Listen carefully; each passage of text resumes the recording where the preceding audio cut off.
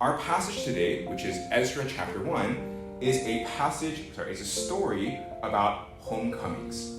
Ezra chapter 1 teaches us that God has worked to bring his people out of captivity to return them to their homeland through the decree of a pagan emperor. The natural question then that we ask is this: why is this important? Why is this event worth recording and celebrating in this way?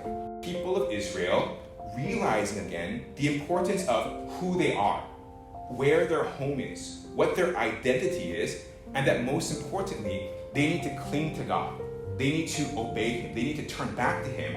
And if they do so, they will be blessed. That God himself is the one who moves Cyrus not only to send the people back to Israel, but also to rebuild the temple. That God is the one who is wanting to reestablish the proper worship of God that makes the Israelites who they are.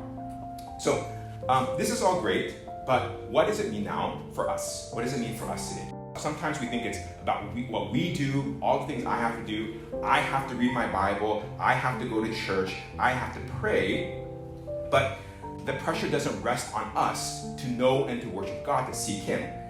The Ezra story is a reminder that God is always the one seeking his people. God is always the one initiating and calling people back to himself. But there's a difference, because with Israel, God only works to a certain degree. But with us, in this age that we live in, God is doing so in a greater way, in a more personally intimate way, in a way that the Israelites couldn't imagine. We know that in the temple, there were places that people could not go into because it was too holy, because God was too great, that if they did, it was a danger to their own lives.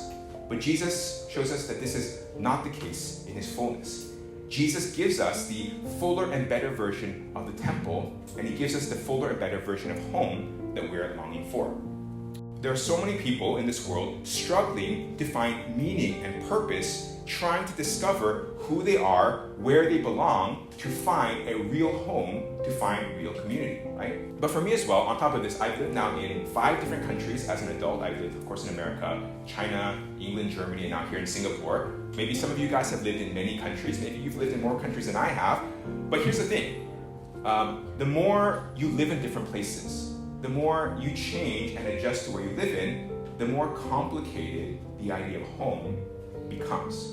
Home would have to become where God called me to be. Home would be with the people that I was with at the time, doing the things that God called me to do. God would help me to make wherever I was home. For me, even if I never moved back and lived at my home again, even if I moved around a lot, and if I changed so much that I don't really fit anywhere, I could still find my true home with God and amongst God's people. So for those of you as well who find yourselves wandering around spiritual Babylon, trying to find meaning in this world, trying to find purpose in your life, trying to find a place that you fit in, a place that you belong, a place that is really home, God says this to you. God says this to all of us. Your true home, your purpose can be found in me. I am the Father who has loved you. You are my child. If you come to me, you are part of my family, and I will always be with you there. Now lastly, the temple. As we mentioned, in the past, outsiders had to come into Israel. They had to come into the temple to meet God. But in Christ, we see the temple comes to us. Christ has established God dwelling in us fully because of who he is, because of what he does. The bigger picture of Ezra 1, applying it to us now, it reminds us that despite the difficulties, despite the uncertainties that we face in this world, that we have a God who's always calling us back home. He's always calling us back into relationship with him.